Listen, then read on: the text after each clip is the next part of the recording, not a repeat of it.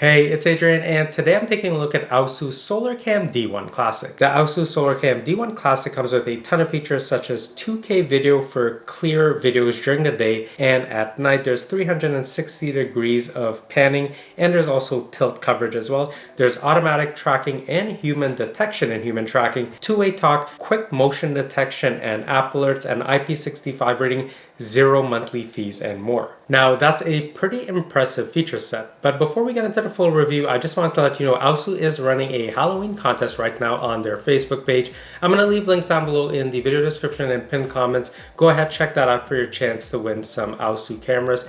Good luck, and a big thanks to aosu for sending this out for review. In the box, we have the aosu SolarCam D1 Classic along with a mounting bracket, mounting hardware, positioning sticker, security sticker, USB Type-A to Type-C cable, and manual. So the design on the SolarCam D1 Classic is pretty tried and tested and reliable like their other designs. So on the top, we have the built-in large solar panel. We also have adjustable Wi-Fi antennas here. This does use the 2.4 gigahertz network. Now on the front, we have the LED spotlight, various sensors, and the 2K camera lens right there. And of course, this is fully pannable and tiltable. And now if we take a look at the bottom here, there's a weatherproof seal. And once you open that up, you have access to the micro SD card slot, a reset and power button. The rear of the camera has a fairly large speaker grill, and then we have the mounting area for the mounting bracket to go into. And then if we take a look at the bottom, there is a USB Type-C port with a weather sealed area surrounding it. And you would use this to just top it up before you go ahead and install it. Here's a quick look at some of the specs. Feel free to pause or jump ahead to the next section. Let's add the SolarCam D1 Max to the aosu app. So first I'll turn on the power. Hello. All right, so the camera's on and I could see the flashing blue light. By the way, I did insert the micro SD card here to save a step. So I'll click the plus icon in the aosu app, and it wants me to now, actually it just found it automatically without scanning anything. So I'll go ahead, hit add. Make sure you're connected to your 2.4 gigahertz network. So this is mine. And I'm just going to go ahead and click continue. Continue. The camera is connecting to your Wi-Fi network. It may take a moment. Please wait for a while. Save settings successfully. And that was very quick, so the camera was added like pretty much automatically. I didn't have to scan anything. That's fantastic. The firmware update is complete, so I highly recommend starting live view, making sure live view pulls up easily, just like so. And now you're ready to install. Installation is extremely straightforward, so you're just gonna secure this mounting bracket to a wall, and you could use the positioning sticker and the supplied screws and wall anchors. And then once you have this attached to a wall, you're just gonna take the camera and then slide it in till you hear this click. Just like so, and that took a little bit of effort there, and you know this is going to be nicely and securely in there. Let's take a look at the app settings. So at a glance, I could see the current battery life, and I could see that it's actively being charged with the solar panel, and I can also see the Wi-Fi signal strength.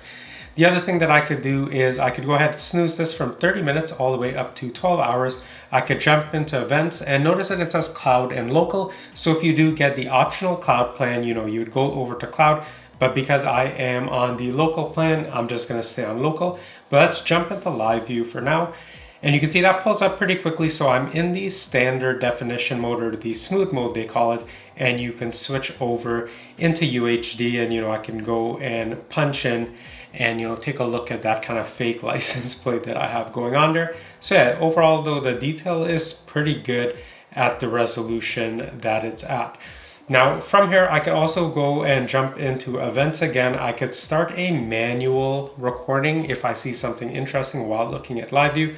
I could take a screenshot, and I could also go ahead and turn on the speaker, and you could hear the rain going on outside. So the microphone pickup is really good on here as well. Now at the bottom, I've generated this panoramic image that you could do. And if I just go ahead and tap on an area, the camera will automatically pan and tilt over there. So if I take a look at the car parked to the right of me on my neighbor's driveway, I could go ahead and do that. And there is a default setting on here, so the camera always goes back to your preferred position, and I'll get into that later. Now from here, we can also go ahead and manually pan and tilt the camera. So I'll go back over here. And you also have the option to do a 360 look around. So if you didn't want to manually pan and tilt, you could just go ahead and use this option instead. And that works really well. Now it is a little bit glitchy, I'm noticing, but again, it's usually because I'm on UHD and my modem and router is a little bit further away from the camera. So that's the reason for that. Now at the bottom, I could go ahead and activate the spotlight if I need to. You're not going to really see it because it's daytime. You can also go ahead and change the tone of the voice that's recording. Let me cut the speakers there. And you can see the camera just going back and forth, because it is manually panning and tilting. But I did notice that, because of, having very windy days, it sometimes mistakes motions from trees for human motions. Now you can also go ahead and do two-way talk right from here. You can go ahead and manually trigger the alarm right here. I'm not going to do that. It is very loud. And then you could go into more and you could send these pre-recorded voice alerts. So, please put the package at the door. What are you doing here? Get out of here now. And then you can also turn on the human tracking on or off anytime something's detected, and you can also calibrate everything back. And of course you can also go into this full screen mode. Now it is showing that if I continue, it's going to deplete battery life, just to warn you so you're not just draining it. But you can see just how very detailed and sharp that looks, and you still retain access to a lot of the quick controls. In the full settings, we could turn the camera on or off and change the name. You can also share the device with family and friends. Now under motion detection, so you could turn it on or off. Now you have the option to just track human only motion, which is what I've done. I did have this off and it was tracking cars coming and going, which really affected battery life. So I've left that on human only. You can also turn on human tracking so that the camera will pan and tilt whenever it detects humans. And it does mention that this will speed up battery consumption. Now under detect sensitivity, you can go ahead and manually adjust, how far out you want the camera to be able to detect motion, or you can set it to adjust automatically, and the camera's kind of gonna, find a good balance between motion sensitivity and battery life. Now, if we go into auto alarm, you can go ahead, enable this, and then you could set it, do you want it the entire day or do you want it only certain days and certain times? And then what do you want? Do you want the white light and the sound, or just the sound, or just the white light? So you have a lot of control here. Now it's not something that I normally use because I have too much motion going on in the front, and you can also change the alarm volume. So I'll turn that off, and let's go into the notification settings. So you can set it up to receive push notifications basically all times, or you could set custom times if you like. And then you could set it for immediate mode or intelligent mode. I've just set it to immediate mode. I want, a notification as soon as something's detected. But if you do set it to intelligent mode, you can say, hey, I only want it if someone is staying, for example, and not passing. So you do have some flexibility there. Under night vision, so I've set it to color night vision right now, which again is going to deplete battery life a little bit more. The light will come on. You can also turn off infrared or set it to black and white night vision. And then under cloud recording, so this does come with a free trial. It's not something that I've enabled yet, but you can enable it if you really need to have cloud storage. Not something I really care about. And you can also go into default view, and this is where you can kind of position the camera and set it. But I have it set up exactly how I like it, so I'm not going to set a default view. Under video and audio, you can tell the camera to go ahead and stream in smooth mode, so it just pulls up quicker, or in 2K mode. And this is if you have a really strong connection and say your camera's close to your modem or router. You can also change the volume for the two-way talk speaker, and if you want to record sound or not. Now under battery management, mine is at around 85% since I've installed this. And that's because I've been playing around a lot with this, just testing it out. So it's depleting a little bit more than usual. Now it's at the power saving mode, and the maximum recording length is going to be 20 seconds. Now you can also set it for intelligent detection mode, so the maximum recording length can be up to 60 seconds. So completely up to you. Now you can also go into scheduled sleep if you want to just schedule the camera to be off, say when you're going to be at home. Say you're home during the weekends or whatever, you can go ahead and do that under schedule sleep, but I'll get out of that. And then you can also leave the LED status light on or off. I like leaving it on so people know the camera is actually powered and it is active, especially if you're not going to use the PTZ functionality. Now you do have integration with Amazon Alexa and Google. To review video playback, we'll go into events, and you can see it's defaulting to local because that's what I have. Now let me just go to the 6th here, and you can see that it shows staying, passing, and then there's other categorizations here such as motion. So if I tap on motion, it's going to, let's give it a second to load up.